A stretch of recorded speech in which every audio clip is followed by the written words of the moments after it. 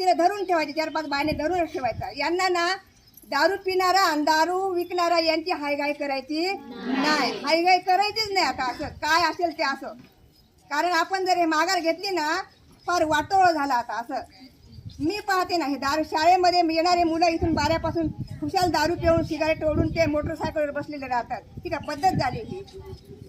म्हणजे घटनेने अधिकार दिले, संविधान करत राहतात. म्हणजे असं दारू पिऊन राहायचं वरतंगड्या करून असं नाही झालं. आपणच आता महिलांनी साक्षर व्हायचंय. असं महिला लुळबुळ्या नाही, महिला राष्ट्रपती आहे, विमान चालवते महिला. तुम्हाला वाटलं म्हणजे सगळं पुरुषांनीच करायचं, असं नाही. महिला सगळीकडे आहेत का नाही? आता याच्यातल्या बऱ्याचशा बाया शिकलेल्या नाही, अडाणी बिचाऱ्या आहेत. तर सगळ्या महिला काही रेल्वे चालवू शकते.